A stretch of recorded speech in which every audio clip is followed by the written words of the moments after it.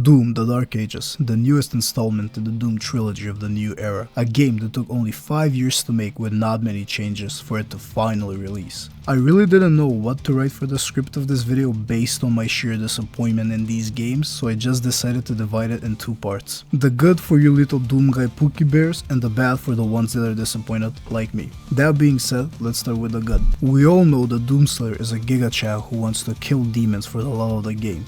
Just like me, who loves to hate on others for the love of the game. The Doomslayer uses a huge arsenal of heavy weapons, each specifically designed for farming demons in whatever dimension he ends up in. This, I think, is one of the core strengths the Doom games have, and Dark Ages isn't any different. You have badass weapons like the chain shot, or one of my go-to, the super shotgun. But we have a new addition this year, and that is the Ravager. I don't know who cooked in the studio, but holy shit. This is one of the best ever designed guns in a game I have ever seen. That and the PP Bison, of course. Let me explain to you the idea of this weapon. The Ravager is a weapon the Doomslayer got pretty early in the campaign. From slaying that many demons, the Sentinels offer him a weapon that literally shreds an immortal skull and shoots the remains in 2 spray patterns of whichever the Slayer chooses. If he kills enough demons with the Ravager, the skull enhances its powers and enhances the shard to 2 effects. Either burning them to death or absorbing their life force. I don't know who the fuck cooked, but congratulations, you just created a top 3 weapon in gaming history. The guns are overall amazing. However, I feel it's a bit lazy adding only 6 guns and giving them subclasses. I think a bigger arsenal of weapons would have been much appreciated.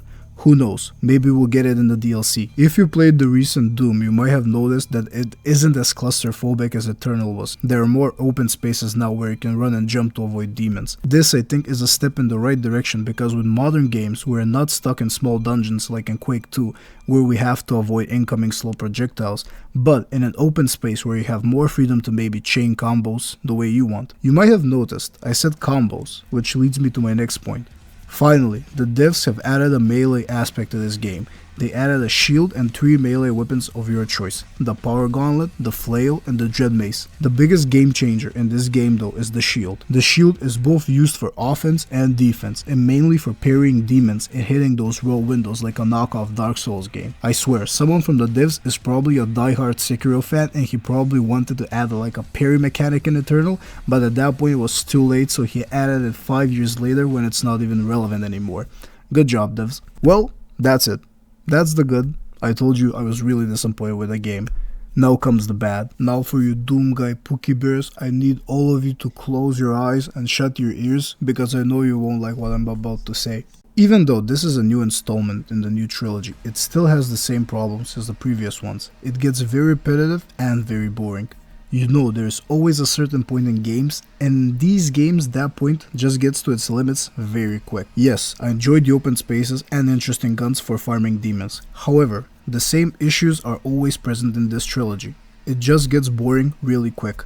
After like chapter 7, I actually had enough of this game and decided to make it a bit more difficult. I adjusted the settings to nightmare difficulty with max game speed, which is 150%. For one chapter, I had a lot of fun, and after that it was back to the same old gameplay of just throw shield, block, parry. Oh, here are the boss demons again. Okay, just parry again and kill. The core issue of the new gen Doom games is the lack of depth in the gameplay. It's way too simple. It's more like the Doom games are paying homage to more older gamers from the 90s and early 2000s, and the devs deciding that they don't want to partake in the modern trends that games today like to integrate. One of the first ever games I played was Quake 2. Back then, I was probably 4 or 5 years old. My uncle put me on and told me this is what you have to play. At the time, as a kid, I had a lot of fun with Quake.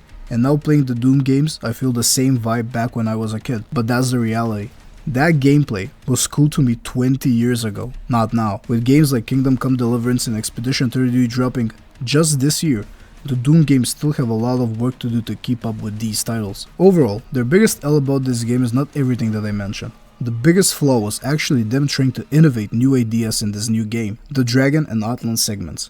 Oh my god, this might be the worst addition they have added in any Doom game. The Dragon gameplay was such a failed realization. The flying physics feels so smooth flying around a huge castle, chasing demon spaceships, but the moment combat starts, bro, just give me my money back. You just stand there and dodge incoming telegraphed attacks. I'm sorry, but whoever designed this combat mechanic in the big 2025 needs to be stripped away from their computer privileges immediately. For the Outland gameplay, don't have much to add really. Good try, but just really stale combat. Just dodge, hit right click, you're good. Also, don't ask me anything about the story, I have no idea. I just know bad guy demon in onesie wants to rule the universe and Giga Chad Alpha Grumpy Doomslayer kills old man and aura farms.